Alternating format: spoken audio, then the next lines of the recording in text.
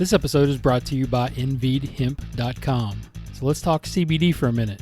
It's been in the news a lot these days, and all the pros seem to be using it. But what is it exactly? Short for cannabidiol, CBD is a chemical compound from the cannabis plant. It's a naturally occurring substance that's used in products like oils and roll-ons to impart a feeling of relaxation and calm. Now, it doesn't get you stoned, but it has many organic rejuvenating effects. One of my favorite brands is this Envid, which is a great company, and we've had the owner on the podcast, friend of the show. Their CBD products come in 3 varieties: Relief, Clarity, and Relax. Relief CBD products help relieve pain. The Clarity allows you to focus on those critical shots, and the Relax CBD products are those for the anxious golf moments. Now, I would not endorse any product that I didn't use personally, and I can tell you that I've been testing this stuff out for about 3 weeks now, and is a true game changer. I take a drop of Relax right before I go to bed. That has helped me get some of the best sleep that I've had in years, which has always been a problem for me. I also take a drop of the Clarity in the morning to get me started for the day, which gives me an alertness and a focus that I've never experienced. I also use the roll-on for some sore muscles and joints after a run or a workout. So this stuff is no joke. And right now I've got an incredible special offer for you, listeners. Go to nvidhemp.com, that's ENVEED hemp.com, and use the promo code GURU20, GURU20, for a 20% discount for life. So once again, use the promo code GURU20 for a 20% discount for life. Go check it out. This episode is brought to you by HackMotion. HackMotion is a cutting-edge wrist sensor for teaching wrist motion for compressed tour-like shots. I spent some time with these guys down at the show, and I really enjoyed how easy it was to use, and the calibration time was super simple, and especially the biofeedback option that will definitely make for a more effective golf lesson for your students. You can use it with your iPhone, your iPad, and it gives your students the feel to go along with the reel as you teach the proper wrist motion for better club face control, which, as you know, is huge in the teaching game. Used by some of the top coaches in our industry, HackMotion is a must for serious golf teachers, coaches, or players. Also, when ordering upon checkout, use the promo code GURU, GURU, to receive free shipping, which is a $30 value. For more information and to order, visit their website at hackmotion.com, HackMotion.com today. It's not what you know, it's what you can prove. You know how to cut to the core of me, Baxter. You're so wise. You're like a miniature Buddha covered in hair. I want to become a guru so girls will like me. Then I will like myself. Now, before we do this, let's go over the ground rules. Rule number 1, no touching of the hair or face. Of course. And that's it! Now let's do this!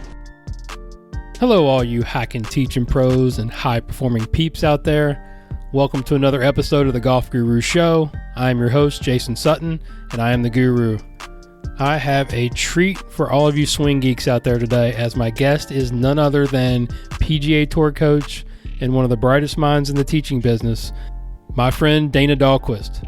Most of you know Dana, but for the 2 people out there that don't, he is the director of instruction at El Dorado Park Golf Club in the Los Angeles area, where he works with a ton of great players, including PGA Tour players like Charles Howell III, Daniel Summerhays, Daniel M., and has also worked with several LPGA Tour players such as Anna Rawson, to name a few. Dana is also on the Golf Magazine Top 100 list. Just recently got on the list. Long overdue, in my opinion. And Dana is known to be an expert on the golf swing sequencing. In this episode, we do a deep dive into his time spent with the famous or infamous OGrady, as well as his principles, preferences, and matchups that help his players create so much speed and control of their golf balls. And to be honest, his players just have some of the most efficient swings that you'll ever see. And I would suggest that you check out his Instagram page at Dana Dahlquist to see what I mean.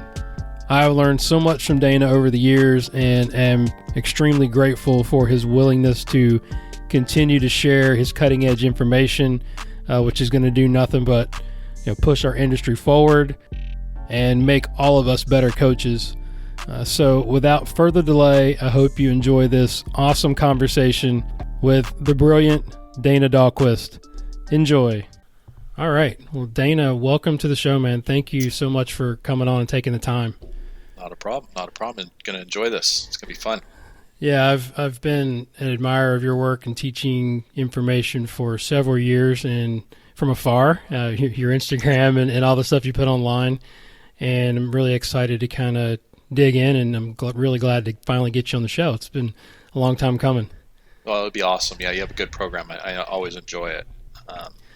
I think it's really a cool time that we live in because I know you wouldn't know it when you go on Facebook because everything seems to be, so, right and left. But I think in the golf instruction industry, it's really kind of settled down a lot. Like, I think everybody is kind of getting on the same page, and it's funny.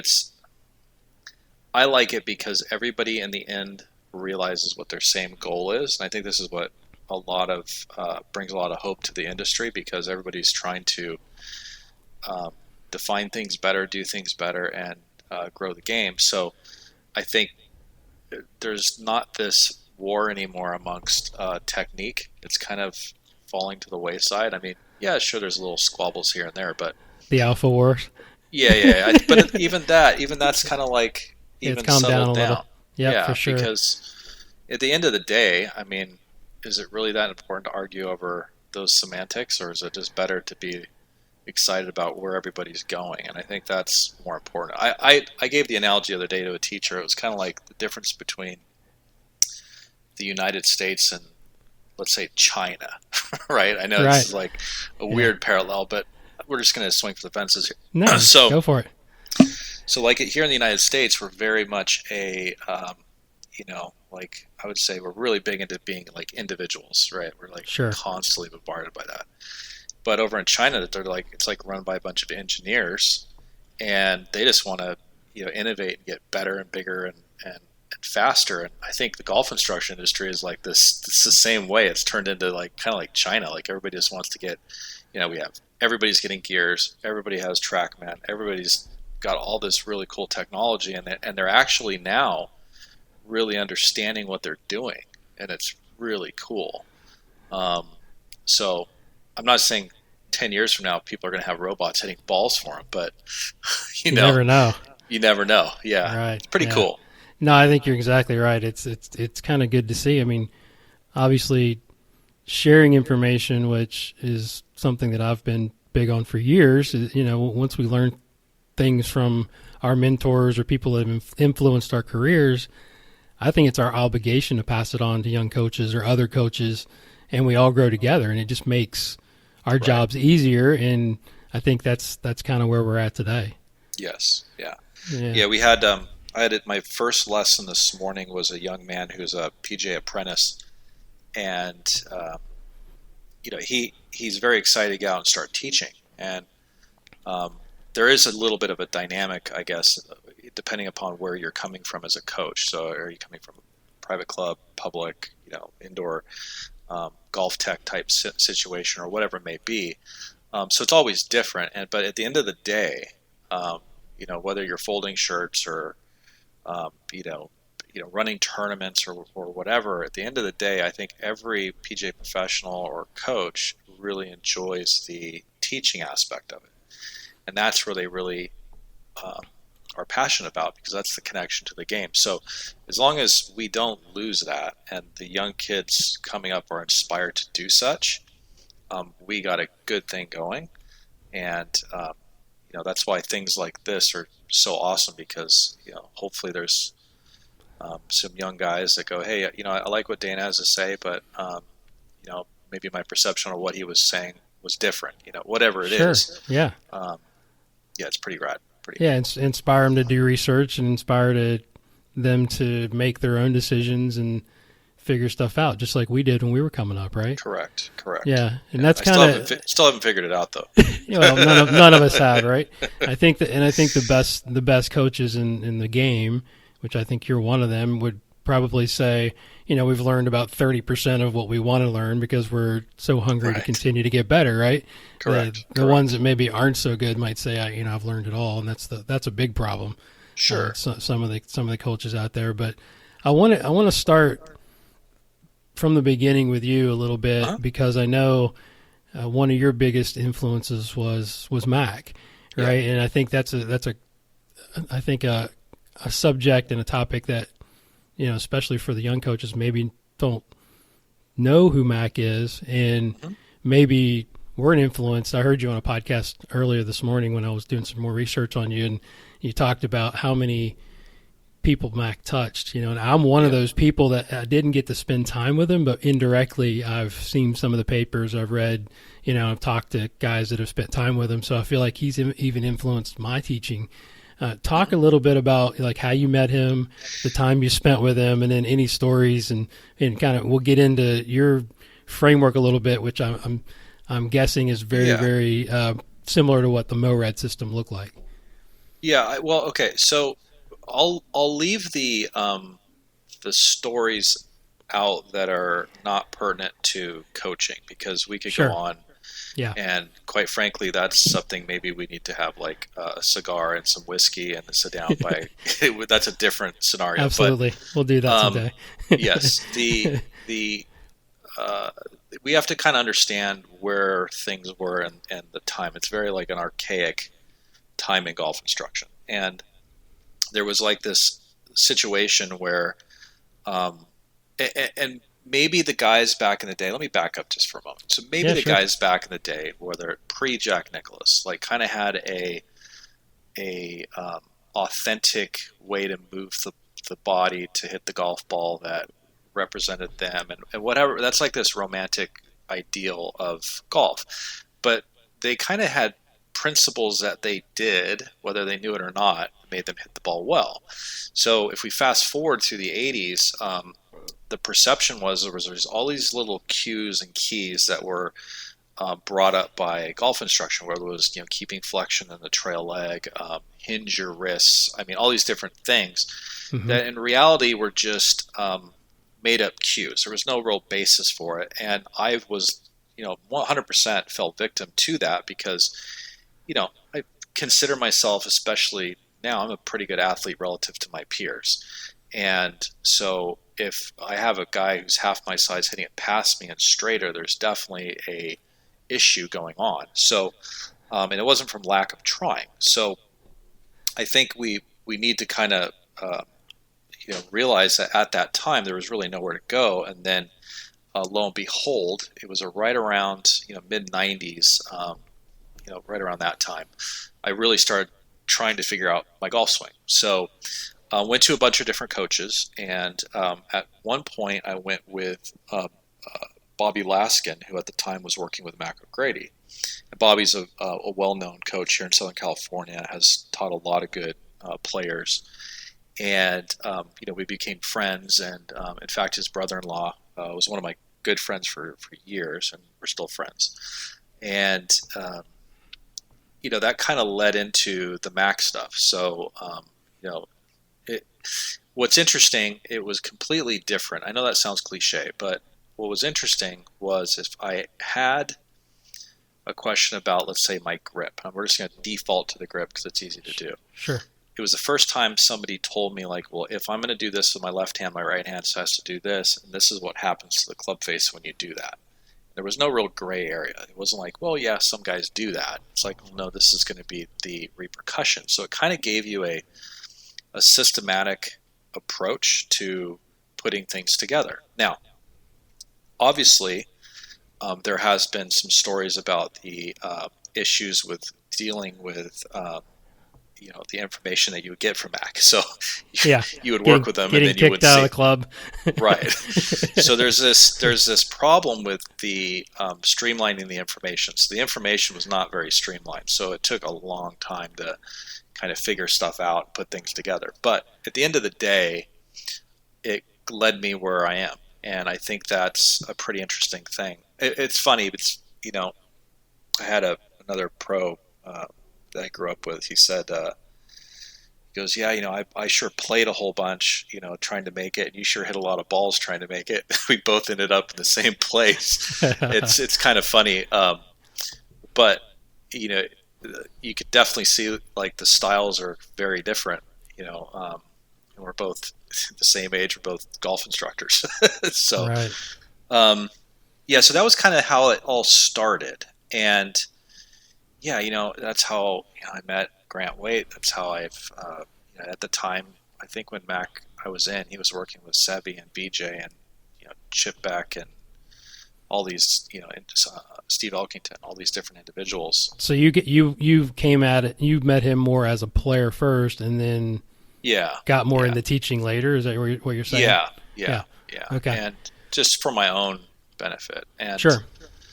I think there's you see both sides of it, and I think one of the things that was very interesting where we are now is Mac had a lot of things really correct. He really did. But and then just looking at 2D video, right? That was the amazing thing. He didn't really have the measuring devices we have today. He did. Which made it even more exceptional. Correct. Now, and this is my opinion, this is not factual. So, as an example, like he tried to eliminate compensatory moves in the swing. Like that was like his idea. And sometimes, like if you look at the best players, especially now, there's a lot of influence in the instruction from where it's coming from. But there is now a better understanding of how that weight and pressure moves, as a good example. Mm-hmm. Where before it was kind of like a question mark. Like that would just be one example of like, well, what really is the best way to do it? Or why does that guy do it the way he does it? And what was interesting is like you could change the mechanics. This is something that I ran into as an issue for years, is you would change the mechanics, make the swing look really, really good. And at the end result, the dynamics weren't working appropriately, and therefore it wasn't sustainable. Like it became too difficult. Right. And but at the end of the day, he had a lot of stuff really, really correct. I could pinpoint a couple things if you want. But, yeah, absolutely. And let me stop you just for a second. Yeah. It was based on Sam Snead's pattern, correct? I mean, correct. Was that sort of Yeah. So continue. I think that's huge, because now we're seeing the leg action, as we'll start to get into in a little bit, and the pivot stuff that you're teaching, and I'm now teaching because of you and Gankus and some of these other guys that he had right. Yeah, he did. So, yes. So it's kind of interesting because let's just, as an example, the moment arm concept, okay, which in golf instruction is, let's say, transition stuff. So the argument has been, and it's really, we have to be careful how we word this, because for some time people are saying, well, the hands move out to shallow the shaft because that creates a moment arm and whatever. Yeah. Is that off plane movement? And in reality, it's not the actual path of the hand, it's the net force, right? That was a big thing. And do all players do it? Yeah, they all do it different ways. Sure. But Mac was really the first guy who said from P4 at the top, your hand shift out to P5 to give room for your right arm and to lower the shaft. Like that was verbatim how he couldn't define it because there was no measuring device to define it, but he understood it. And that's what's really cool. And now you look back, you go, oh, that makes a lot of sense. And sure. Center of gravities, like how to control center of gravities, how tilts of the body worked. I mean, it was really interesting. But I tell you what, for a long time, people will go, "Oh, Danny, you're crazy."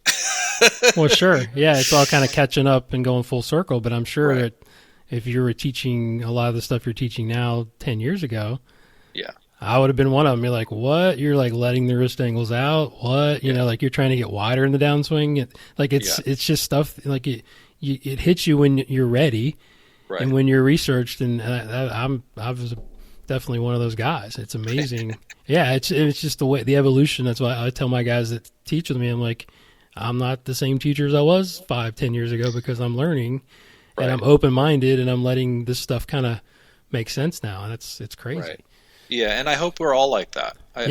Like at the end of the day, if we were said, okay, right now, we're done with this conversation. At the end of the day, we need to be better tomorrow and be more open-minded and continue to. Because look, I think that's just the right thing to do, and I think you could lead more people to a better place being that way. So, absolutely, 100%. Yeah. Yeah.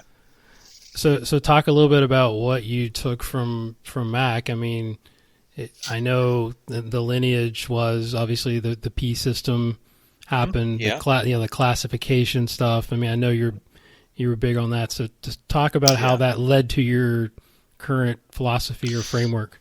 Yeah. So first we have the Morad stuff. So that essentially definitely gets into how to organize out a golf swing, how to kind of put things in a particular order, and a lot of it's for communicating. And I think that's super, super important. If we lose sight that we can't correctly describe what's going on in the golf swing every single time, we're going to be very lazy is not the right word, but you're not going to hit the nail on the head when we're trying to be descriptive of, let's say, the top of the backswing. So sure. That's number one. Number two, it was really the first time that you really could see symmetry, like you could see like cause and effect. And so like if you do this as an action, you're getting this reaction. So those are kind of the things that start to kind of get your eyes to open in the Morad system. And I think there's a lot of other stuff, but those are the two major. I think a lot of times people, and this is what I've noticed, is people look at a swing and go, well, that's a Mac OGrady swing. It's like, well, no, he had different models. That's just one guy doing one of the models. He had the Sam Snead model, he had the Lee Trevino model, he had basically three major models for the most part. And, earlier on there were three, and it kind of became mainly two. But like Alex Noren does one of those models. He does a CP version. Yeah, I was going to CP and CF, right? Yeah. And those terminologies probably don't work in today's world. What they actually are. Can you describe briefly like what those mean to the listeners that don't know? Yeah. So like if you were to say today, in today's world, the CP pattern was kind of a leftward swing direction, more down and across pattern. So it was more fade bias. It was kind of like if you're going to hit a driver that way, you'd hit a couple degrees down, and swing direction would go left a little bit. Right. And the resulting path would be maybe one left, zero, whatever. Now the problem is that if you're a high handicap player with no speed, we know now that angle of attack with a Pro V ball, low spin, high launch driver is probably not the best option. Right. So we're trying to teach people out of that every day. Correct. So if we go parallel opposite of that, we would have a CF pattern. So CF would be, somebody like, Rory McIlroy hitting a driver is like a perfect example of that. Right. But people would go, oh, you're swinging out to the right. Why would you want to do that? It's like, no. You're not throwing your hands out and flipping it. I mean, it's not how that works. No. But that is kind of the perception. It's just moving the swing direction right, essentially. And then in the middle was somewhat of an inline online pattern. And I think that's where people kind of get some of that confused because they look at Alex and go, oh, that's what Alex does, or Robert Rock, or whoever. Where Rocky was a CP guy, and you have Grant Wade as a CF guy. So so those are like the two major opposites of the spectrum. But the important thing is you need to understand the components that go into those two patterns, because you couldn't really match them you couldn't mix them up. It wouldn't work. or it wouldn't be the most ideal. So I get that a lot. I get guys coming in that they want to do this, but they're doing this, and you're like, okay, well, it's a lot easier if you just do this, and you don't add those other 5 things that you think you need that you really don't need. I think that's, especially now, we can do that. You know, it was harder back in the day because you didn't have technology to aid you on that. Yeah, understanding the matchups, right? It's kind of the Correct. buzzword now, and then in teaching, Yes, it which is. I think is, but Yeah. it's valid, right? I mean, that's Yeah. basically what we're working And on you know who every day in our swings. the first person I heard say that was Chris Como, by the way. That was Yeah, the first guy I believe heard. that. Yeah, because he's all about funky swings at work. You know, that's the Yes, thing I've yes. learned most from hanging out with Chris. He's like, figure out why this guy's swing works, and it kind of looks Right. different. Right, correct. Yeah, very cool. All right, so let's dive into your. I mean, I don't even know. I don't even call it philosophy, right? It's just basically Yeah. if we go through the P system, let's just say from P1 to Well, P7. I think it's easy preferences, to, right?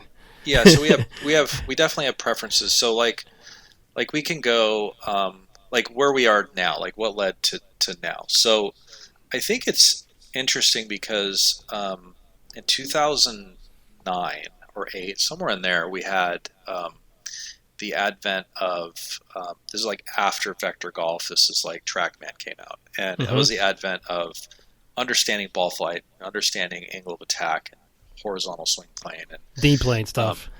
yeah, it was just a really First time good anybody ever time. heard that, right? Yeah. Right. And it was interesting because at the time, you know, we thought, and we were partially understood that wherever the face is pointing is where the ball's going to start. So, but on a centered hit. So, but we didn't understand how path was necessarily created, and so that kind of opened my eyes up to my first preference, because then I understood relative to like why I struggled hitting a driver, because I would hit a ball and it would look really good and it would be like low and spinny, or you know, I couldn't start on the line I wanted to start on, or I'd curve it too much. It was just all these things were jumbled, and then as soon as I figured out like, oh, that's where your swing direction goes, this is angle of attack, and by the way, if you move your baseline here, golden, just pull the trigger. Right. All of a sudden it's like I can hit high fades all day with my driver that knuckle, like I have no issue, and all of a sudden you gain 20 yards. Sure. So and I think, you know, it's interesting because prior to that I wanted guys to draw the ball, but now it's like, oh, you can do either. Like, so it kind of, the cool thing about technology, I'll just say it like this, it actually made you more liberal in your viewpoint, because you had more ready data that you could kind of say, hey, look, you can do that, but you have to do it this way. This is the preferred way to do it. And I think that was the first thing that led me to where I am today, I think, outside of the Morad stuff. Then the next big thing was actually an influence from Swing Catalyst and a little bit of Como.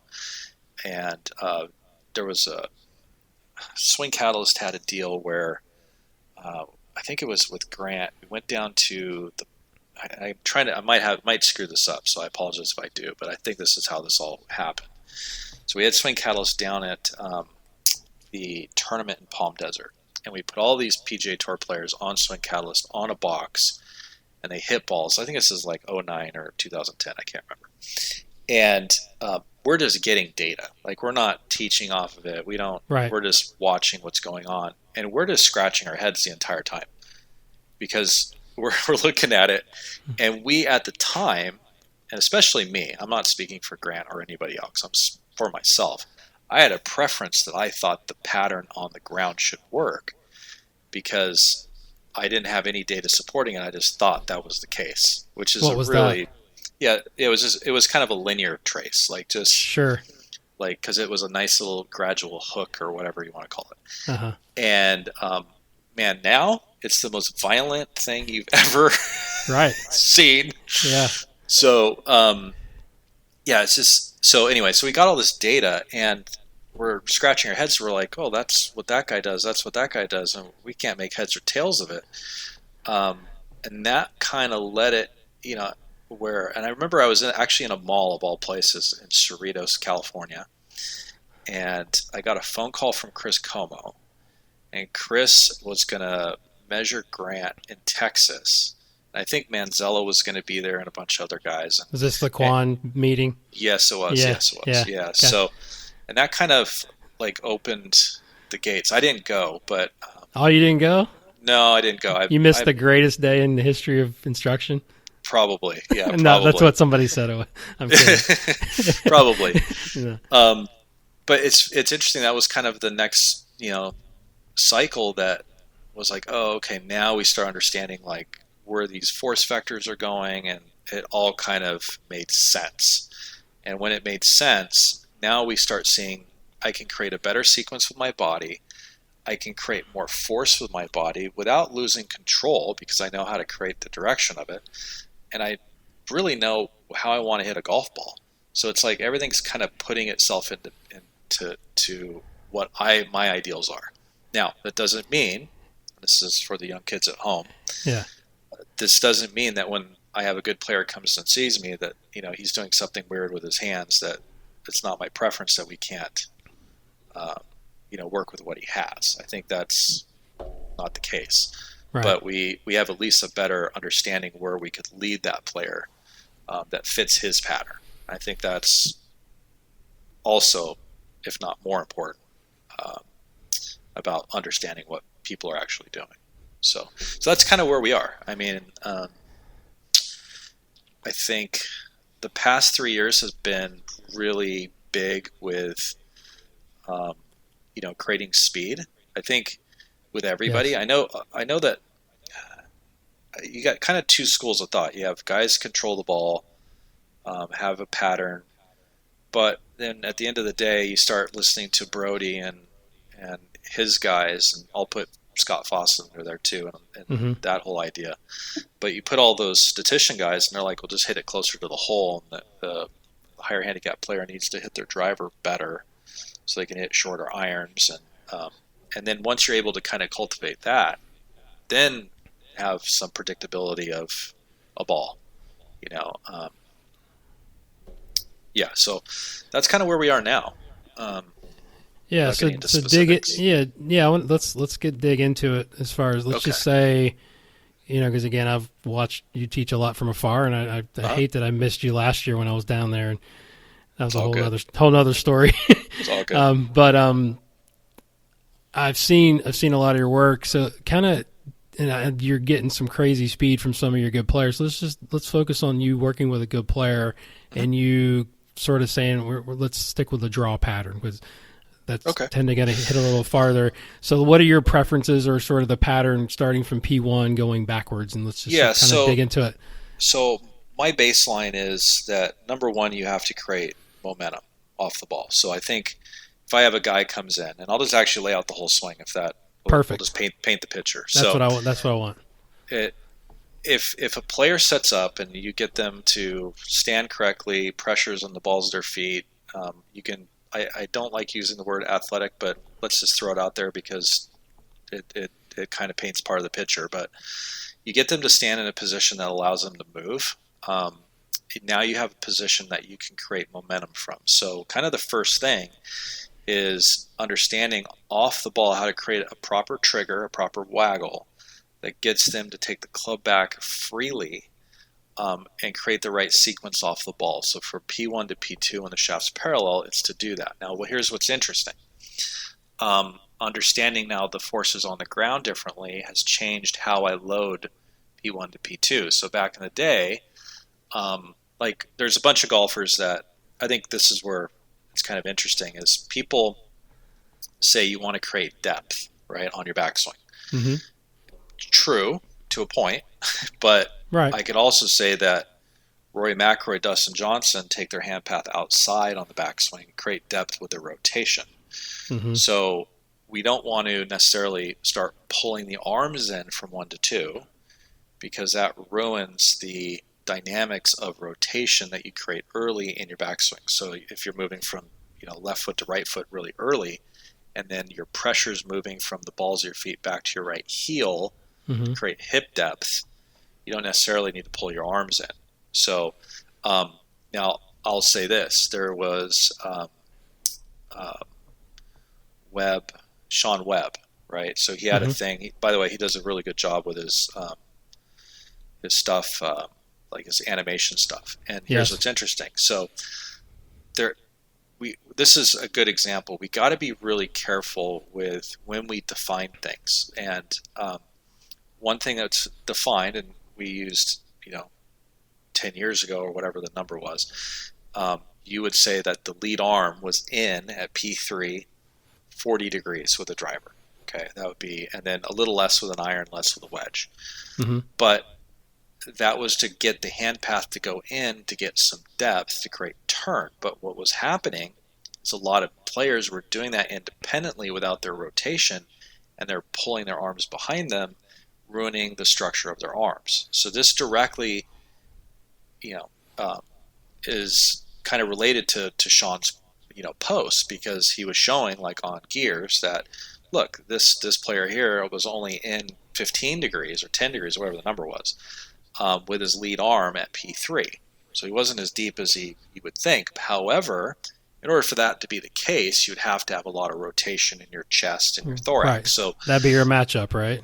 Correct. Yeah, absolutely. Yeah. So I think that's where I'm a little less, if you look at my players, I'm a little less in with the hand path than I was, and I'm more rotated in the trunk. I would say in the last 3 to 4 years, that's pretty much the case. Yeah. Let me stop you just for a second. The other thing I noticed, just differences in like the way you teach pivot, especially from 1 to 3, is you like that little bit of bump into that right side, that little load as you rotate and get deep into the right heel, which I explain a little bit why that's important, because I think that's huge.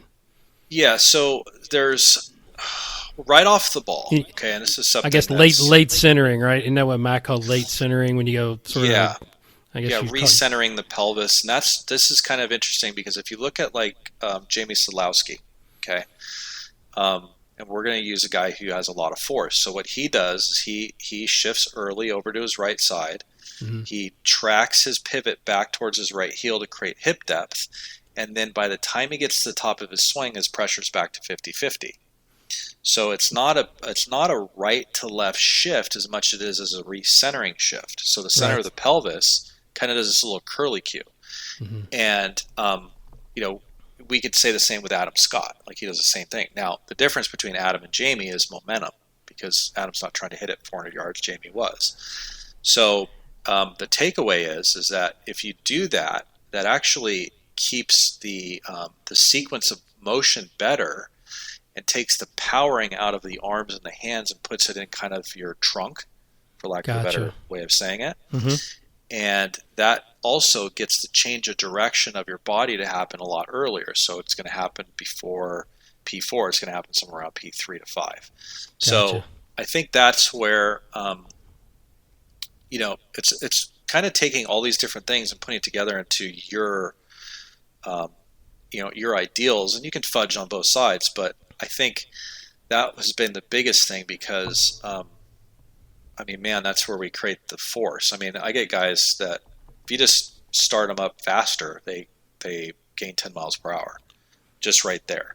Faster startup. Going 1 to 2 to 3. It's incrementally. Even for myself, like, to beat the, I do speed training stuff now that, just every week. And it's funny. It's like, I don't really even practice anymore, and I'm swinging faster than I've ever swung. Wow. So it almost feels lazier. It's not as hard. Wow. And that's the big part of it, was just that I think swing sort of loading piece.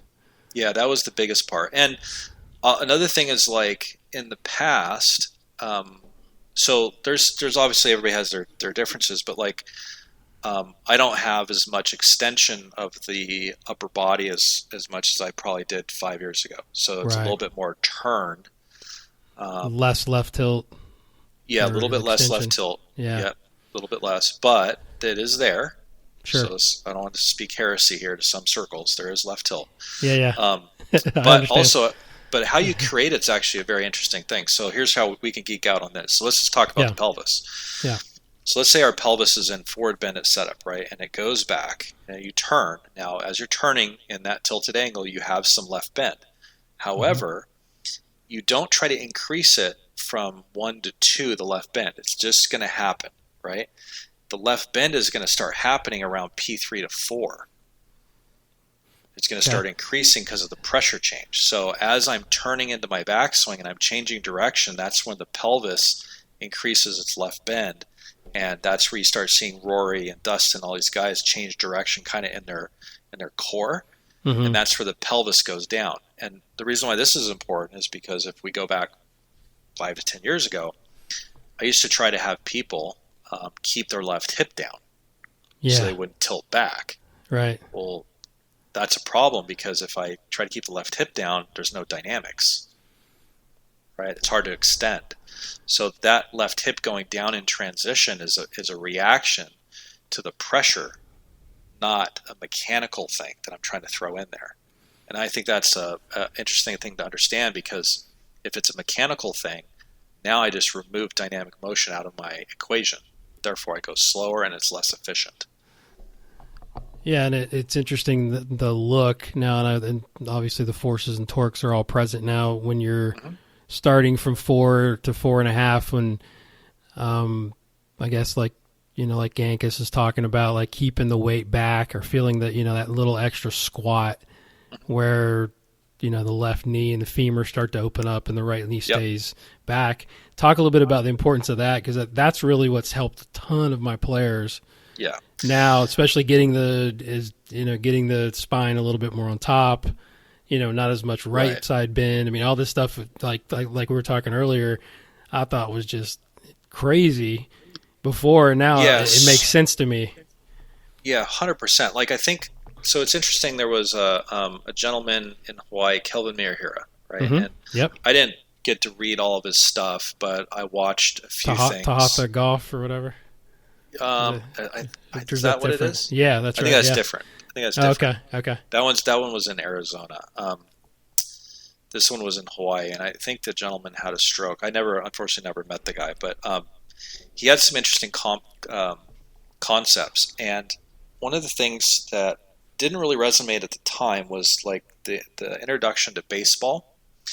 Like, you had baseball players that were changing directions, hitting a bat, right? And you would look at it and go, okay, well, this is how the body is kind of, it's hard to illustrate, obviously, here, but kind of like creating a stretch cycle in the body, like getting the body to stretch when it's changing directions, and how the legs are changing pressure. Now, he had a bunch of different release patterns that I don't understand or never got into, but as far as in like how the legs were working, there was kind of like a marching situation. So when we started looking at where the direction of force was going on, or the force vectors were going on the ground, and I think it was in Fullerton actually with Scott Lynn, and we had some players I brought in, and we were looking at how they were doing it on the ground, especially my long hitters, and these force vectors were going everywhere, and you could see the external rotation on the trail leg amongst the transition portion. And when that was occurring, where that force vector would start slamming. So it was kind of going from heel to toe. And you can kind of illustrate this by seeing Justin Thomas, right? Right. So, but his basically his anchor point isn't going forward. His pressure went forward because he recentered, right? Right. So his hips recentered. Yeah. And then from that point, he doesn't have to go forward anymore. He's already left. Then he just basically spins over a back anchor point, pushes back, and hits the ball far. And that's the extension piece late. So that was really the big thing with the change of direction. And then it was kind of a weird scenario. It was like there was this thing on GolfWorks, which I don't go on anymore, but it was like the pivot of the GGDD pivot. Somebody showed me. I'm like, okay, I have no idea what that. So then I, met George after that, and there's some similarities. I think we just say it differently, but sure. It's you don't tell people to get their nose over their D, do you? No, I don't. Yeah, no. It makes sense though. Yeah, it's pretty funny. Yeah. Yeah. Hey, you know what? At the end of the day, I was saying this to somebody the other day. They go, we all have, like, George is authentic of Yes. being George. Oh yeah. And hopefully I am of me, but we'll see in the long run. But I'm maybe a little critical on myself. But he makes golf cool, especially for his group of kids and his following, and that's what we need, right? Because golf He's great. Inherently isn't Yeah. cool. That's one way to make it cool to a lot of kids. So, and he's done a good job with that. So when it comes to the pivot, back to that's kind of the influence there. It was, gosh, I don't know how many years ago this was, but it was a couple years ago where we really start seeing that really help players' speeds and actually get players more open too. Well, that's interesting, yeah, because I never thought, because I was a big baseball player, and you look at baseball hitters, and they look like they stay back, and here we're like teaching people to step. You know what I mean? Like, it's totally different. Yeah. So it makes sense now when you point out that visual. Yeah, and you also need that step to the left is what brings gives you room for your right hip. Mm-hmm. So you get guys that try to, okay, I'm going to bump left. As soon as you bump left, now you've just blocked out your ability for your right hip to get around. So now you've increased your side bend, and and you also hurt your back. You did, yeah. Your backs could become, a problem. So, it's an interesting thing because a lot of the 2D we have to be really careful of because we have to sequence this correctly, and especially when we see it. Yeah, and I think going back to like 1 to 3. I know one thing we agree on, and you can probably elaborate on why this is important, is you like the club head to be outside the hands and on top of the hands, right? And I've always, that was like a long time ago, just looking at thousands of good swings, I kind of noticed that pattern. And I know there's some forces and torques involved there that helps shallow the club because the club wants to go the opposite direction.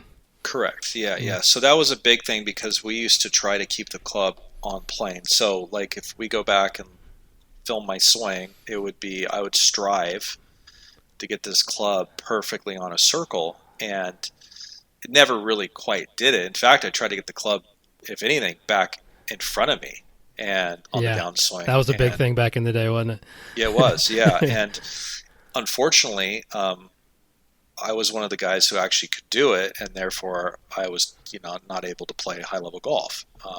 So I think that's an interesting thing where, my peers just kind of played around and figured out some feel, and, someone made it to the PGA Tour, just with those moves. But at the end of the day, it's like you look at guys like, let's say, Adam Scott at P3. So let's kind of illustrate that. When the lead arm's put on the ground, Adam has the shaft with a mid-iron pointing at or inside the golf ball. And so he didn't necessarily hinge the club to do that. His motion, put that into position. And he knows that there's an advantage in doing that. Now, if we go to the far end of the spectrum, you got Jim Furyk. Now, it doesn't mean that Nancy Lopez and Raymond Floyd that took it way in and under didn't work. Yeah. It obviously did. But there are things you have to do that, both sides of the spectrum. So, so that's kind of P3. Get the center of mass of the club above the hand path to sum it out. So then we go to 4 and sort of early transition. I mean, that's where everybody kind of wants to know, like, what happens, right? It's like, how do you, does the pivot actually shallow the shaft on its own? Oh, that's are we using the couple, or are we using the moment of force, right? So it's So what's your thoughts on that? Yes, and all above, but let's go from 3 to 4 to kind of illustrate how this is working. So now, some guys like to have an elbow position that is, let's say, in more of an internal back deep position. Okay, some people like to have the arm try to be an external and a little bit deep. This depends. Now, I have most of my players, because they have less extension, have more of a neutral trail shoulder position and they get their depth with their rotation. So they actually have a lot of room to go from, elbow position 2 to 1 pretty easily, which is just that movement of the trail arm like you're throwing a baseball. But that transition of force helps if the structure is good. If the structure's good, allows the center mass to lay back. Now, here's the problem, okay? If the structure is not good, either you've overextended your body, there's one way to do it, your trail arm stays in internal rotation, whatever. There's a bunch of different formulas that don't allow that to happen. So maybe the player needs to actually put a physical force in the couple to feel it, maybe. Or maybe the player just needs to have a better backswing. So I tend to... It's tough to tell, right? It is. I tend Until to you just try both. Right. I tend to default into having most of my guys look a certain way because it's easier for them to make that transition. So when we look at, let's say, like Jeffrey Kang or somebody like that on Instagram, and everybody likes looking at his swing, they're like, oh yeah, I like how that transition is. Well, it's because he puts himself in a position that makes that occur. He doesn't have to work for it. Where I think the debates online is like, oh, if you just rotate really well, you'll shallow the club. Well, maybe. Yeah, not always. Not always. Like there's kind of and I think that's a little disingenuous on many ways because, that's one of the components of it. It's not necessarily it's a blend of a bunch of different things that allows that to occur. Yeah, and we're talking more with better players that tend to flatten it and get too shallow a lot of times anyways, right? So I mean, we're dealing with, if we're dealing with a good player, we're trying to get them open sooner so they don't get dumped under, That's right, so it's 100%. like we're talking about the club players. I mean, I guarantee you can get all the depth and all the rotation 100%. that you want, and they're still going to come over it if you don't teach them how to pull down or do something different, or pronate the forearms or whatever you feel like is going to flatten that thing coming down, because they just have never learned to do or they don't have the athletic ability or whatever. And I think the masses of teachers out there really need to deep dive into understanding that stuff, because there needs to be some protocols put in place with the club pro golfer, because now I know they're doing a lot of administration stuff, they're dealing with membership, they're dealing with a lot more things than I have to deal with. I can basically tell the governor of California to get off my driving range if he's not listening, so I don't get fired. You're in a public place. Right. So so I have a little different thing, but I think I see a lot of guys coming from country clubs that they drive from San Diego or come from Arizona or wherever, and they are at a good club. They come in, they're like, well, I've been trying to do this, and I'm like, okay, well, that's like, in all honesty, if you just went on Facebook or and just listened, you'd be fine. Like, you would actually do some better things than what you're doing.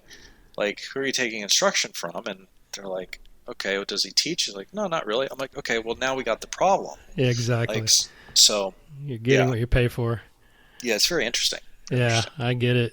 So, any preference on like where the direction the club is at the top? Because I mean, that's a big thing. So that's dependent. Yeah, so that's a good question. So the top of the swing is really dependent upon length. So let's say you have an individual like Tom Yarmer. Okay, so Tommy's a friend of mine. He's kind of a short swing, and he would be better suited.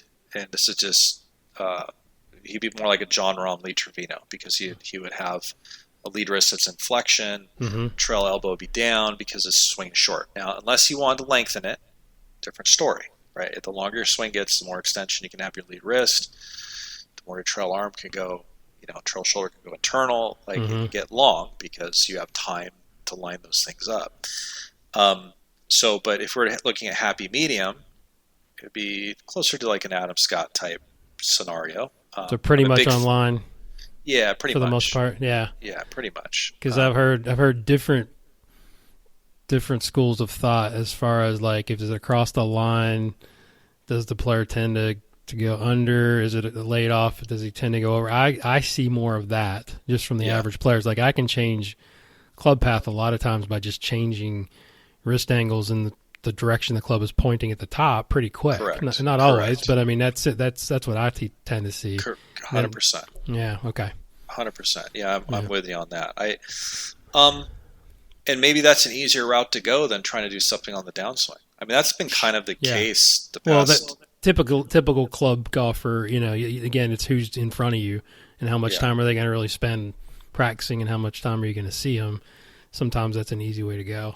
Yeah, or just dish out a golden attaboy and we're good. Exactly. Yeah, looks great.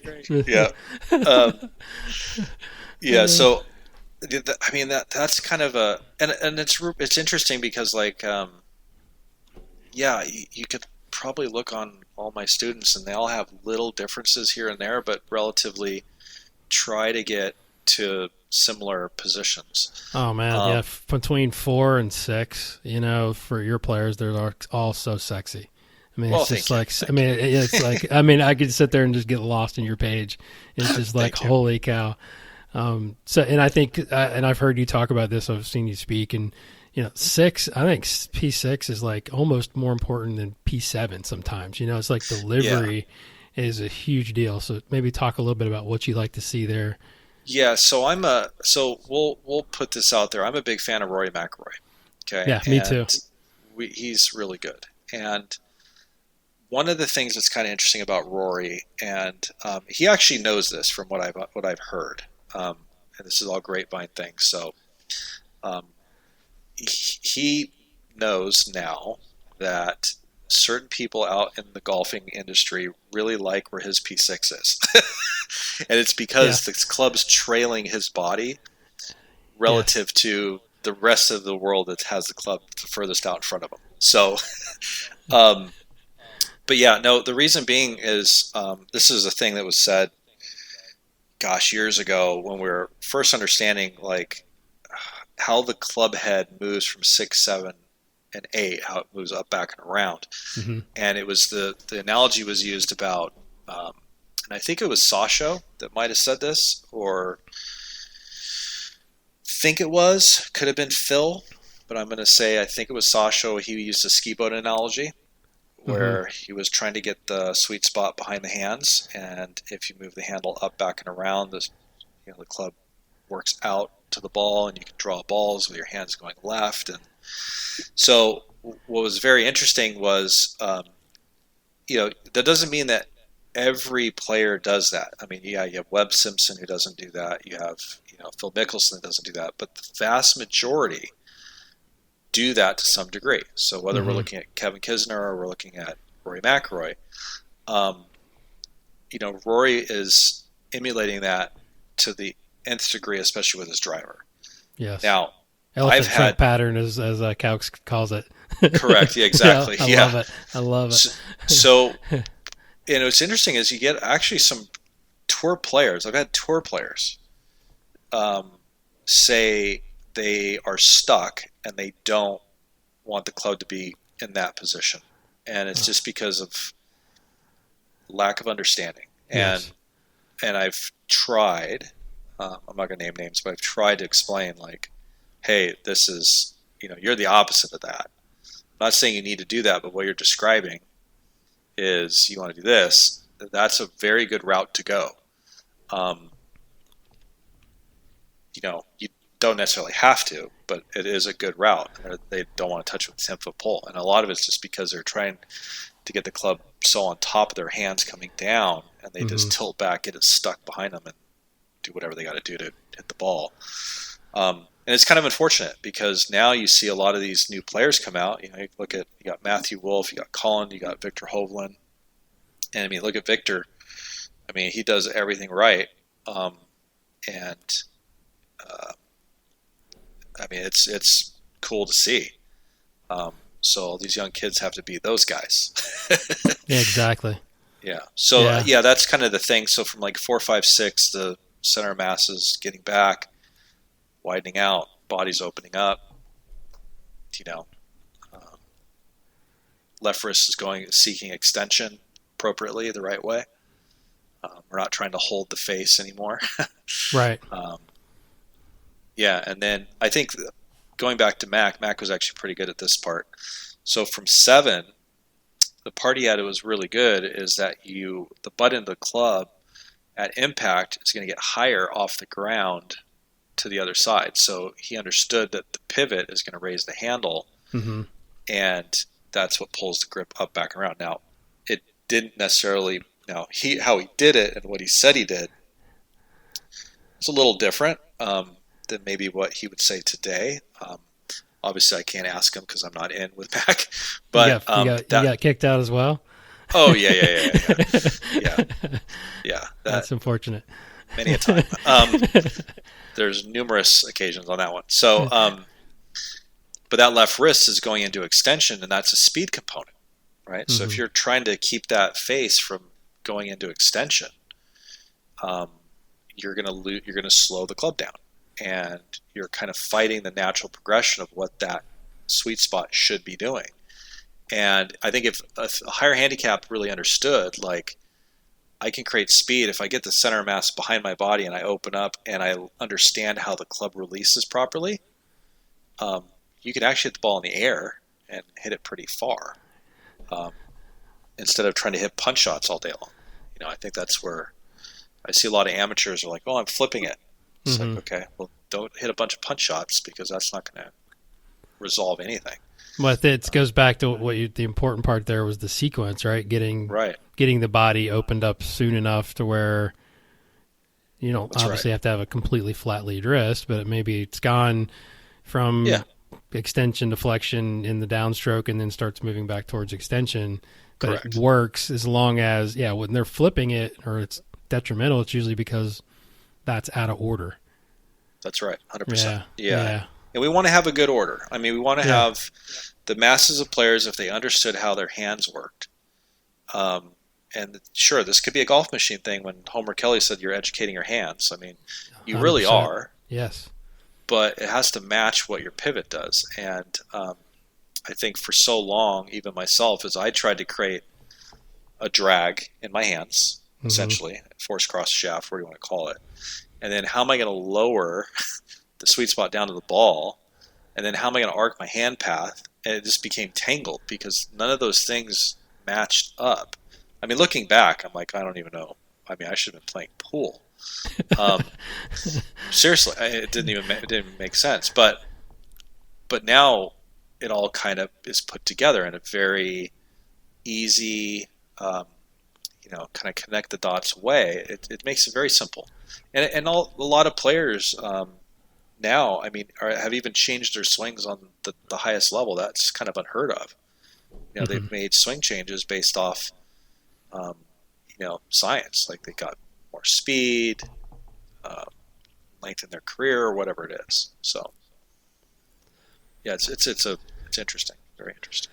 Yeah, so that goes back. I was going to ask you, like, one question I like to ask guys is, what did you used to teach that you don't teach any longer because of the new information? I think trying to teach lag. I mean, we've all done it, Yeah. TGM guys trying to, pivot lag and all that stuff. And we're better players. We're trying to get rid of it now. Yeah. Let me take a Prozac real quick. I got to pop 2. It's depressing. No, I mean, those were the days where, I mean, look, we all were trying to do the right thing. Yeah. I think we just didn't have what we have now. And we're going to look back, when we're all integrated with, AI in our brains and the golf swing is perfect. We're going to go, well, were we thinking? No, but, there's a lot of things. I mean, boy, like just even how the weight was moving on the ground, setup preferences are different. Grip preferences are different. I mean, there's so many things. It's hard to really put a definitive finger on, but I think the good thing about that is I can look back and that's the only way to learn. And the only way to learn is by making choices that you can accept may not be correct, and you learn from it. Like I was listening the other day to Elon Musk talk about his his first electric car, right? So I'm in California. Everybody has an electric car. I'm the only guy with a Tahoe, paying $20 an hour a gallon. But so for now, but anyway, so he said his first electric car was built off the frame of this, other car, a Lotus or something like that. And when he got all done, there was only like 7% of that car was still a Lotus. It was all redone because nothing worked. So it's kind of like learning the golf swing. Yeah. It's like, well, I'm going to use my swing as a model starting out, but then 10 years later you turn around like nothing existed that it did back then. We'd all be on tour if we didn't know what we know now, yeah, or we definitely would have been better. That's right. That's right. Or we always, didn't have the right club. Yeah, exactly. Yeah, equipment and technology. It's always interesting. I'm sure you know my friend John Doherty. Oh yeah. He was up in the mix of that Mac deal, and it seems like most of the people like you that went in were like trying to do that pattern. Like they wanted to be like he was obsessed with like wanting to do the Mac pattern. That's right. And then now it's led to you exploring different things and teaching. So it's kind of an interesting evolution. Yeah, and look, like his pattern was really authentically him, right? There's Sure. no doubt. And I think there's still a video on YouTube of me something like it looked good. Like it really did. It looked neat, it looked clean, it had a nice smooth rhythm to it. But when you really look at it, it's like that there at the time, if I put that today, that couldn't beat Rory. Like that couldn't beat Dustin Johnson. So we evolve. Human species is evolving, so the golf information should evolve. We shouldn't be dogmatic. We should really, if somebody has something really interesting to say, just listen. It's fine. It's not going to hurt you. It's just information. You can decide what you do with it, and that's what moves it along. And I think today, Instagram's a funny thing. I think in golf it's really good. I think in other parts it's probably not. Social media is not a good thing, but I think in golf it's a good thing because it gives people information faster so they can learn quicker. Now, on the flip side of this, yes, this does make you hit it better, have a better golf swing, all that kind of stuff. We still don't have the right... And I'm in a kind of a golf hotbed. We don't have enough ability to get kids out on the golf course playing. And I know there's some debate whether or not kids really need to play more or not. But in all honesty, we don't have a system right now that's really cultivating, at least not in America, that's cultivating junior golf like you are in Asia. And that is another discussion, and that's not in my department, but that's another discussion that needs to be had because I'm watching a lot of kids. I teach a lot of kids from Korea, and I mean a lot. I think 80% of my viewership is from Korea. Mm-hmm. So every one of them is fanatical. They're hardworking, and it's cool to them over there. So it's like we need to kind of take a good hard look in the mirror. And also, it's very interesting. I was told this the other day from a teacher in Korea. He goes, "We don't really care who Tiger Woods' teacher is. Like, we don't care if it's Butch Harmon or whatever. We can see it. Like, they can just see it and go, that's the right way to do it. It's a little different. Like here in the United States, we're like, oh, well, that's a big name teacher. There's credibility. Over there, it doesn't matter. Like, they want to see what's happening. They can see it and go, oh, that's the right way to do it. It's kind of a interesting philosophy, really. Yeah, and I'm trying to get more into the coaching side. I've got a big club, but still the availability to get out on the course is not easy. Yeah. And that's why I was going to ask you, like, how you develop, because your style, my style is very similar as far as the way we put people in positions and we have them doing a lot of off-speed shots and we do drills and, sort of, I don't know what you would call that, but I mean, I'm very hands-on like you are. Like, I like to move people around and say, hey, here's where we're trying to go and this is what it's going to feel like. And you may not have the opportunity to get them out on the course, so you're definitely more in that mechanical side as opposed to coaching. I mean, how do you feel like are you trying to do more of that, or is it just a the way you're going to have to do it. Yeah, so I'm exploring options on that, and I'm in a position. It's kind of weird because I travel a little bit, do the seminars, do the tour thing. Mm-hmm. Then I come home and I'm just doing a lot of hour lessons, 2-hour lessons, and it's good. But sometimes, the kids that are local, it's different than the kids I have that are playing in Asia, playing the Asia Tour, PGA Tour, China, and like the college travel away, like the kids from Arkansas or wherever they're from. It's a different scenario. Like they have ability to go on the golf course, and but in LA, it's really tough. So the problem I'm running into is I'll teach a bunch of kids that are really good, and I can't take them on the golf course. Right now, that's a problem because then when they do get really good, they end up going other places, and which is fine. But I'm going to be dealing with that shortly, hopefully. Yeah. And I think this is one of these things where we don't have to be everything when it comes to coaching. I think we just have to be very honest and open with these individuals and just say, hey, look, if you're going to progress and get better, you need to be playing on the golf course, not just hitting balls at El Dorado driving range in Long Beach. You need to be playing with good players. You need to, I think a good example of this is you look at in Scottsdale where you have TPC, you have all these tour players hanging out, and then you have good coaching there. You have Andy Potnow and Summer Hayes and all these different guys in there. And perfect example is Summer Hayes' kid who's playing really well is hanging out with PGA Tour players. So right. The learning curve, so that's something that needs to be done. It's almost like a mentorship scenario. Mm-hmm. And so I think like that's kind of my next little thing is looking at how do I connect the two? How do I connect my PGA Tour stuff with my amateur stuff? And being in LA, nobody lives here, so it's pretty tough, to do that. You're just a victim of your environment. I mean, there's not much in a else way, you can yeah. do. I know. I'm happy to hear you say that because I think I've lost several like mini tour guys because, and I try to get feedback, when they actually do tell you they're leaving, which is sometimes rare. They just leave, but. Yeah, they'll say, "Hey, I wish we could have spent more time on the course." So that's where I take that to heart, and I'm like, "Okay." So now I'm trying to, at my best, to get out on the golf course with them. Yeah, at least I've got one. But it's not always that easy. Yeah, it's not.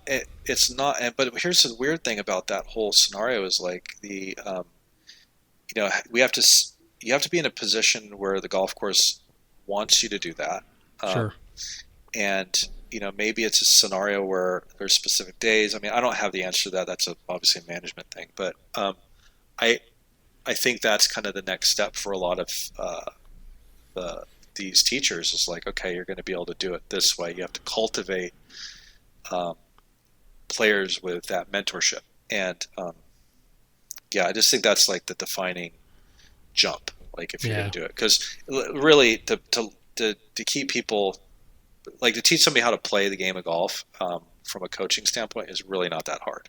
Like you have so much data now, you have aim point, you have all these different things that mm-hmm. help you do it, and you can teach a kid how to do it, and they're great.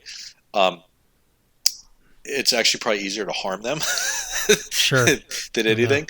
Yep. But it's just really availability to do that. It's the challenge. For sure. So let's talk about you've mentioned a few of your players, but your probably most well-known players that become kind of a friend of mine, and that's Charles Howell. Yeah. I got to know him the last few years through my friend John Graham and spent some time with him on the golf course, at the Wells Fargo when they're in town. So, and I always said that, if there were two guys, you and him, that were ever made to work together, it was amazing how similar you guys. I mean, it's like I've talked to some other friends like Mark Blackburn about having the right student, obviously that sort of matches your philosophy and whatnot. Like spending time with Charles, it's almost like spending time with you because he's so like intelligent as far as the swing, and it's almost like talking to another coach. Yeah. It's funny that you say that. So, well, it's kind of So I have it's a good relationship. So I'm obviously on the West Coast, so it's kind of a three-way thing. So I have Grant Waits involved. I know Grant's playing still, but he's coaching as well, and so it's kind of a good way to kind of keep Charles engaged with the instruction, because he's a perfectionist. You know? Yes. And all PGA Tour players are perfectionists to some degree, but Charles is definitely in that realm. And he's also wants things to be right. And so, yeah, between the three of us, it's actually the best it's ever been. I mean, we have John, Yes. his caddy, Nick. It's the best because we have these threads, right, like on our phone. And man, I mean, Charles is practicing every day, and he's doing everything he's supposed to do. He's a hard worker, and right now, sometimes I think you can worry about certain players, like how they're going to do next year. I think he's going to have an even better year. I know he won last year, right? Yeah, but he I had think a this great year. year he did. I think this next year is going to be even better. I really do. Because it has to be probably I know he thinks a lot about his golf swing, and you guys work a lot on technique, and at some point it probably has to become a bit more automatic, right? So if he's got it, like if he has the confidence that he sort of has that pattern, then he's probably going to own it a little bit more this year. Yeah, it's going to be pretty special, I think. I mean, talk a little bit about the details. Like, can you share like what you guys work on? His tendencies. I've seen a little bit of some of the stuff online that you've posted, but that would be interesting to know. Yeah, so it's kind of an interesting thing. So when Charles first started, he was hitting excessively down on his driver. I think that's like the number one thing. And his downward and leftward pattern that he had with his driver was significant enough that he had a launch issue, a spin issue, and it was something that hindered his ability to hit his driver, essentially. Now, he was always a pretty decent iron player, but struggled with that. So over time, that kind of becomes a pattern that gets ingrained. And it's taken a few years for him to not have the lag. Because here's the thing, Charles is a good student. He was one of the guys who actually lagged the club. And to the point where the club was literally hitting his right shoulder. It was getting steep. His left wrist was extended. He drove the handle into the ground. He was hitting like 6 down on his driver. So, and he's so good and so talented, it never affected his ability to play. Now, it might have affected his ability to dominate, but that's neither here nor there. And I don't have that ability to say that was the case, but sure, potentially. So now we're in a spot where now the transition, instead of his face opening in transition, which it used to, it actually starts to close early, immediately. Like right wrist flexing a little more? Yeah, immediately. Yeah. And we had Dr. Drawing a blank on his name, but we had him on 3D, and it was Dr. Rob Neal. Yeah, Rob. Yeah, we had Rob do it, and he said, it's like looking at an alien. He's like, we don't normally see guys change that, and he was, especially a tour player. Like guys will take lessons on tour, and they think they change things, they really don't. And Charles is actually a guy who actually changed it. So that was pretty interesting. And then we actually changed also his trace. So one of the things the last 6 months with Charles is he was actually measured as one of the most linear traces on tour. And he was the guy who went linear the most. Now you're going to see more of a Z trace with Charles, something of that sort, where he's pushing differently, opening differently. He's a lot more open than he ever has been. Yeah, I noticed that. His launch angle's completely different. He's driving it much better. He definitely looked like he was launching it. Yeah, very low spin. Yeah. I think he told me last year when I talked to him, I was like, "How are you playing?" He goes, "I'm hitting it farther than I think I've ever hit it, like even in his younger days." Yeah. I'm like, "Wow." Yeah, just not spinning it like he used to. Like it's now just high knuckleballs. So, so that's kind of the big picture. I think here's the cool thing about it. And I think for the listeners out there, that's one side of the spectrum of the PGA Tour. The other side of the spectrum is, the guys that look, they're all smart. Every PGA Tour player is smart about their golf, and we have to understand what those patterns are in those players. And I'll be the first to admit, like, there's some guys that I've helped out there that, looking back, I go, oh, well, now that knowing what I know now, I would have done this and this differently. Sure. And, and I think that's something that every golfer is going to have to come to terms with, like every golf teacher, because it's these guys' careers, and I think we got to make sure like we don't really give them bad information. And I think it's hard to do that now. If you're really like in the know and you're kind of talking to the right people, it's pretty hard to mess up. I'm not saying it's not possible, but yeah, you still got to make the right decisions and the right order of changing stuff. And I think that's just what I call the stuff that's in the cracks. Correct. Right. It's like with the young coaches, that they have all the information. It's like, how do you deliver it? Yeah. Well, that's a funny part about that. So, and I'm sorry to drag this on, but there was it's good. There was a Johnny Ortega here in Southern California as a friend of mine. He's been a teaching pro forever. He's kind of mostly known as being a putting guru. And he works with another friend of mine, Jake Knapp, who is playing on Canadian Tour, long hitter. Him and Jamie Sadlowski are the two guys on the Canadian Tour to kind of watch when you're seeing them hit a golf ball. But Jake's, I think, number 1 or 2 in order of merit this year. But anyway, so we were talking, and he's known me for a long time. And, I'd be the first to admit that when I was, 20 years old or however old I was, that I was that guy who wanted to be correct. And it wasn't to be necessarily arrogant or anything. It was like a little bit of excitement.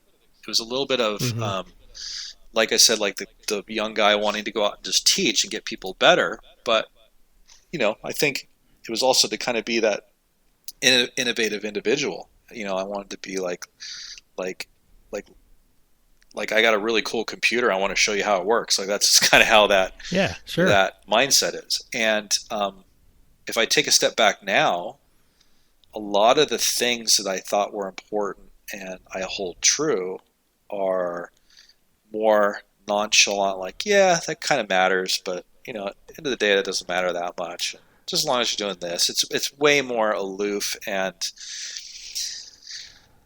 almost lazy in a way than it ever has been. And maybe the older I get, the better I'll get at that. And I think my delivery is a lot easier. So it's like, I know they say men become adults at 30. It took me at least to 40. I think that's what that all means. I understand. So, yeah. Did you find anything like that? Like, you're still 30, but yeah, right. Yeah. So no, I totally agree. I think that it's more, I hate to say maturity, but it's more confidence, I think, in what it is. Yeah. So it's like we're more confident that we're delivering the right message. So it becomes easier for us to do that. And that's just experience. That's just, in my opinion, that's doing it wrong or, giving bad golf lessons where it keeps you up at night long enough to where you try to get it right the next time or you don't deliver it the same way or whatever it is. It's just a lot of that trial and error. I like that. That.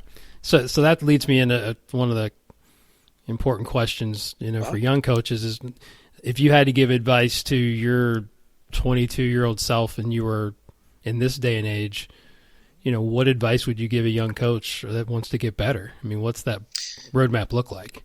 Yeah, I think it's really, so the number one thing is experience. Like if you don't teach, you're not getting better. Okay. So we have to be on the instruction tee. I think I really like, believe it or not, young coaches need to work with kids. I don't care if you played on the PGA Tour.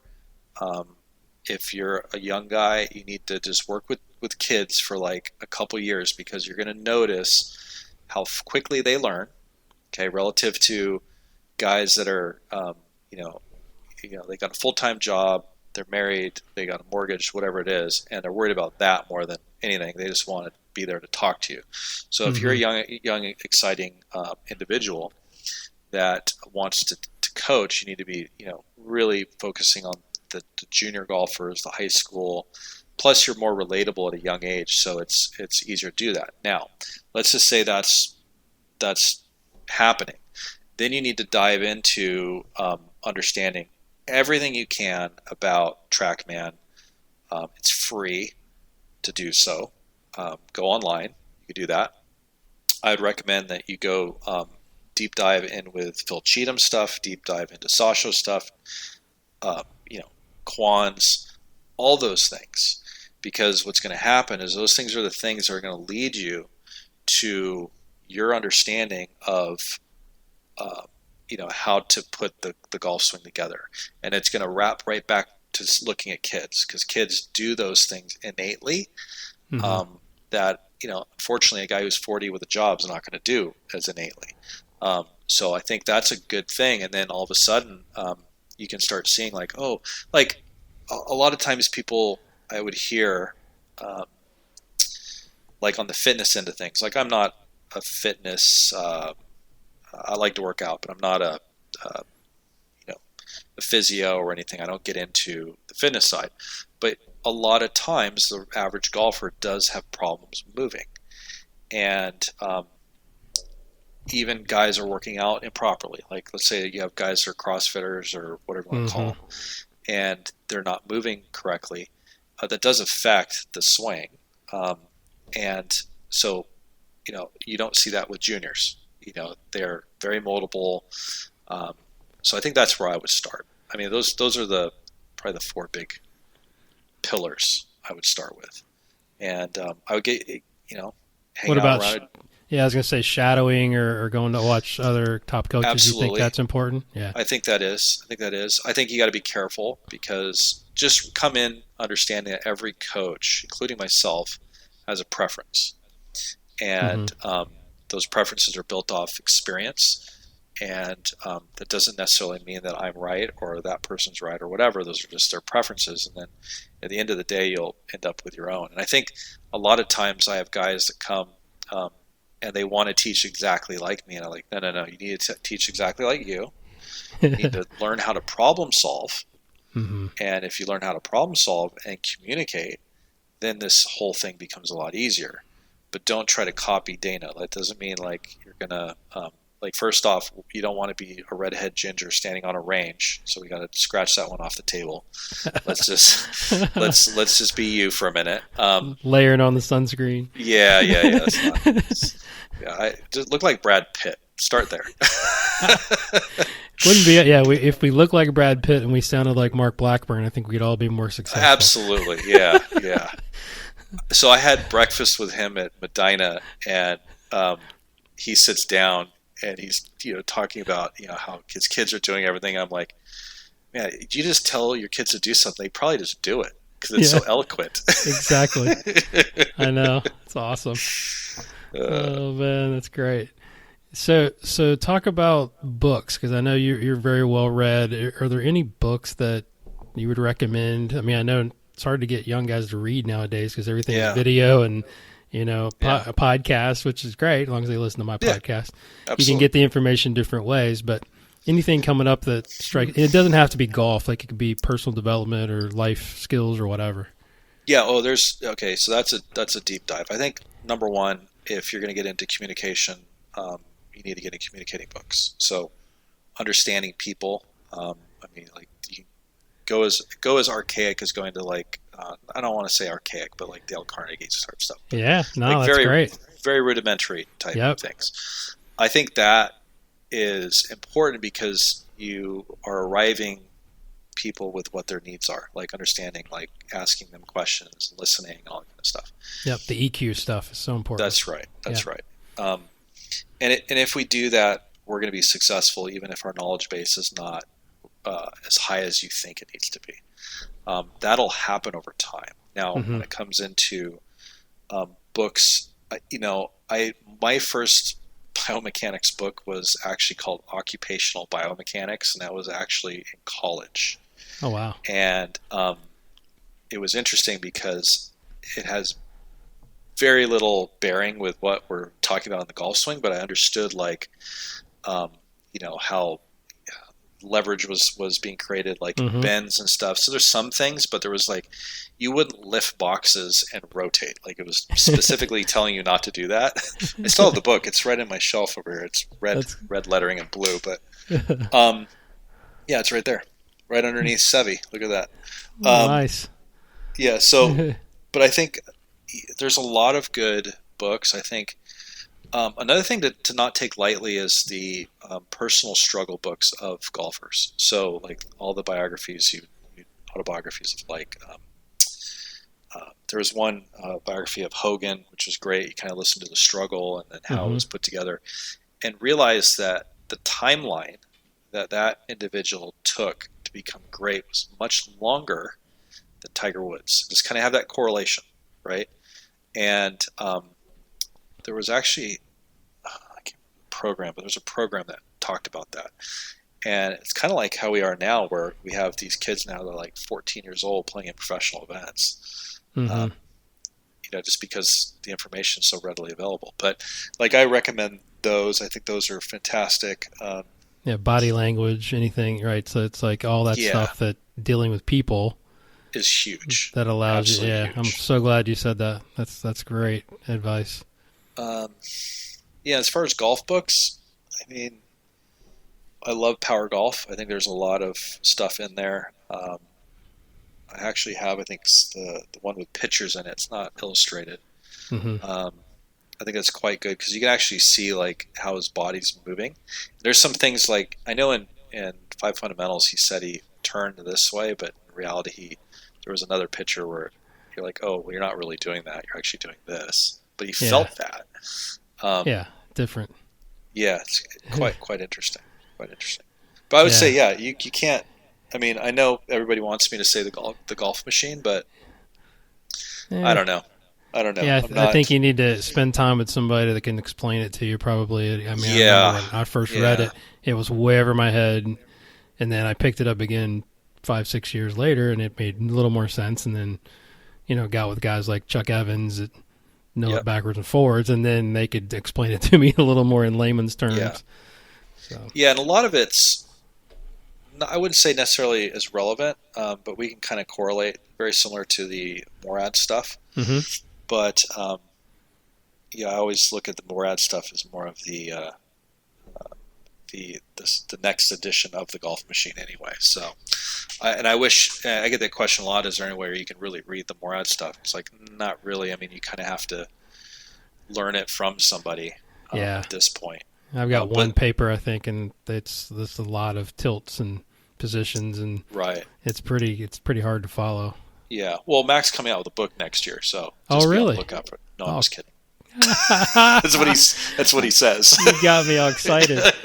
Oh man, that's crazy. Yeah, it's gonna be on Amazon. Oh my gosh, yeah, nice. Yeah. So when you feel stressed out, or feel unfocused or overwhelmed, or anything that you do, any go-tos or tactics? Oh, that's a good question. I'm pretty laid back. I don't really have times where I really get too stressed out, and I'll tell you why. When the weather's so good out there, where you live, it's tough. I try so beautiful. Well, I have obviously married, and my wife and I kind of have a good relationship where it's kind of like an opposites thing. So it's really cool. She loves to hike. So we just went to Zion and went hiking. And I think that little escape, and I think that's important to understand too. It's if you're always 100% on the range doing things, you don't have outside things that you're doing. I could see things getting pretty stressed pretty quickly. So, sure. I mean, I live in the concrete jungle of Los Angeles, essentially. And when I leave Los Angeles to go anywhere, and I do travel maybe too much, but it's kind of a way to kind of recharge in a way. Mm-hmm. But at the end of the day, I don't think I stress too much. I like food too much too. I like guacamole. Right there. Yeah. All right. Nothing wrong with that. Yeah. So talk about your daily routine. Is there something in the morning? I know you work out. Is it always at the same time, or what's your morning look like? Yeah. I'm pretty. So you'll probably find me at the gym about 5:36, 3 or 4 days a week.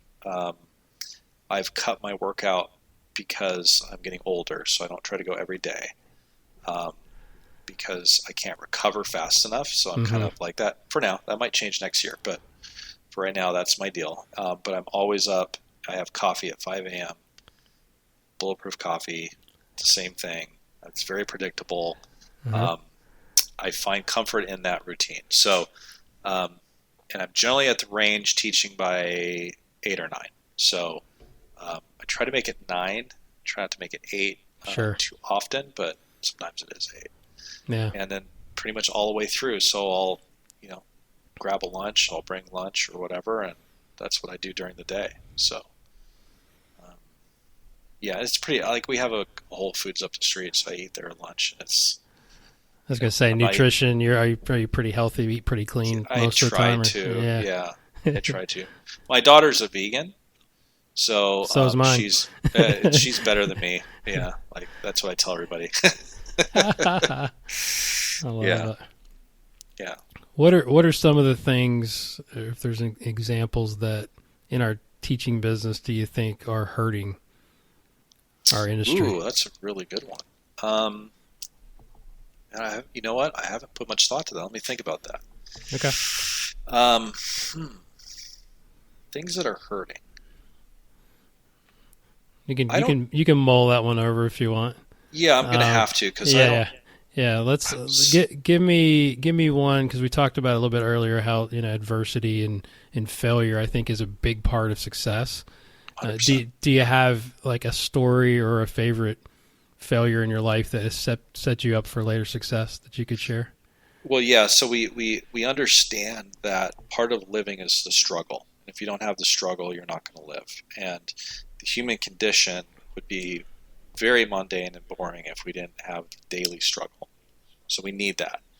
And I think earlier on, when I had a group of good players, right, partly because of age, I wasn't able to assume much leadership. I wasn't being able to cultivate ability, because they were more my peers, to lead them to do what they needed to do to become successful. Right. So at one point, out of frustration, I put my foot down, and I tend to I'm inherently a nice person, but I'm kind of the alpha male in a way. Like if face to face, nobody's going to walk through me, kind of a deal. That's just the way it is. Yeah, I got it. But I'm still a nice person, so But anyway, I definitely put my foot down, and in doing such, literally lost my better players, and it's because of the relatability. Now, here's what's funny. Fast forward 8 years from that, I'm teaching PGA Tour players, and it's completely different. And I'm older, and people listen. And now, you got a bunch of college kids and good players. Now I think that's the big thing. Like, you need that, and then you need to be able to go through it. Take a step back, realize why that happened. Don't take the emotional avenue. I think take the emotions out of it, as hard as that is. I mean, maybe Sure. Don't take the emotions out. Just let it happen, but then step back and learn from it. And I was going to say what's the learning moment there? Is was it the age, you think, or did you actually change your behavior? Yeah, the behavior. My behavior is pretty maturity. I mean, you're going to mature with age, right? Yeah. So your decision making is going to become better. Yeah, it's just the way it is. Yeah, and I think once you kind of put your foot down, you create a line in the sand that creates a respectable position. So from that point on, and this is personally, that was a big one. And yeah, I mean, look, in the beginning of golf instruction, you do have to hustle to do well. I mean, there's no doubt about that. But you still have to also, I would say you have to create leadership too. I think that's a great point. You got to do your job, right? I mean, you got to do what you think's best for that player, and sometimes it's having those tough moments of, hey, kick them in the butt, and if they're not practicing the way they should or whatever it is. Yeah. I mean, you need to create like good human beings out of this. I think that's another thing. Like if you're not creating good human beings, then they're not professional, and that's part of it. Yeah, so, especially when you're dealing with college players and juniors, you really want to set that standard early because absolutely, it's a lot more than just golf. Yes, 100%. Yeah, 100%. That's great. That's a really good point. All right, for the last question, any thoughts on the industry? Well, okay, so like I said, I inherently get along with a lot of people, and like I said, I think this is going away, but there's we have to right the ship a little bit. That the arguing and bickering over preferences of what is going on in the swing is not worth it. I think we should maybe argue about more important things like what's better, a 2013 or 2014 Camus. I agree with that. Something like that. But I don't think the argument of these battles, and a lot of it is maybe, I hate to say this, but it's not probably from the right place. It's more maybe ego driven or group driven or business driven, and let's just do a good job as a collective and see where it takes us. I think that's the best thing. And I think, people follow you because of your relatability and your relationship. They don't follow you because of what you know. That's a big thing to learn. I could be right 100%. In fact, I would say demographically, especially in California and in my area, I probably knew more than most of the teachers. At least I thought I did. And that didn't make me right. That doesn't make me right. That the relatability factor is more important. So I think that's a big part. So if we're battling people, our relatability factor is down too. So you're not going to have as many students because they don't want to be around that either. So I think that's the biggest thing. I think we just need to be good examples for our students and the people around us. Yeah, that's very well said. I think that's great. All right. Cool. So if you have, go ahead. If you want to add something. Well, I was just going to say, if I'm in your area, what's the best place to eat? Because if I go to Wells Fargo, probably Del Frisco's. Where a lot of if you like steak, there's a bunch. So there's a ton of really good steakhouses. Just hit me up. I'll point you in the right direction. Okay. Yeah, we can do that. We need to hang out and have a glass of wine for sure. For sure. All right, last one. This is important. Yeah. Okay. If you could have a gigantic billboard with anything on it, metaphorically speaking, of course, and get a message, a mantra, or saying out to billions of people, what would your billboard say and why? The guac stops here because this importation issue with guacamole from Mexico is not good. It's really good in California. The avocados in California are way better than the ones in Mexico. No, okay, no. That's a good question. If I had a mantra that would be on a billboard, oh goodness, that's another good one. Let's just throw this one out here. It doesn't even need to be correct, so I'm not saying this is correct, but it's okay. Let's just say, hey, all you AMs, get your swing direction to the right, because it's right. Yeah. All there right, we go. Man. All right, cool, man. That's awesome. All right, well, that was fun.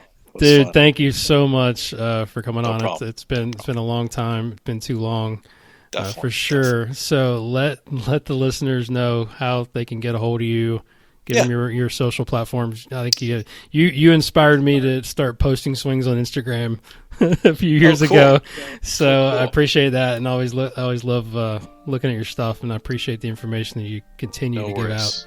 No worries, definitely. So website is danadahlquist.com, and all my information is there. So any inquiries, Instagram, obviously, Dana Dahlquist as well. So there we go. Awesome, man. Thanks so much All for right. the time, and I will Anytime. talk to you soon. You bet. Thank you very much. All right. Cheers. What's up, everybody? Guru back here again with a couple of things before you jump off. First, big thank you to Dana for coming on the show and sharing his incredible knowledge about teaching and some great life lessons thrown in there as well that I know will help you all become better coaches and better human beings. Make sure you follow Dana on the gram and Twitter, and check out his website at danadahlquist.com, and you can follow him at Dana Dahlquist.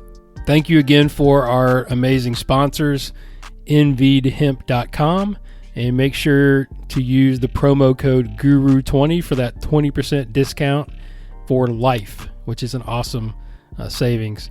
And to Hack Motion, the wrist sensor training aid, and go to hackmotiongolf.com, and don't forget to use the code GURU for your free shipping. You can follow me on Instagram and Twitter at GolfGuruTV. And make sure to go to the App Store and download the Golf Guru app for all you golfers out there and or coaches. It's an amazing app that I'm very, very proud of. Also, check out my website at golfgurutv.net, where you can find videos, articles, and more information on my teaching and coaching. And if you have a question or comment, please email the show at golfgurushow@gmail.com or hit me up on the DM, which is much easier. This show and all episodes of the Golf Guru Show were produced by myself, Jason Sutton. Music is by Zach Mullet, aka Cutta Beats. Leave me an iTunes review. Leave me a 5-star rating. That would be super cool. And let me know how I'm doing. That would be awesome. And as I leave you with the infamous Jim Rohn, something that I live by every day: study, practice, teach, and then pass it on. Thank you for listening. I will talk to you next time.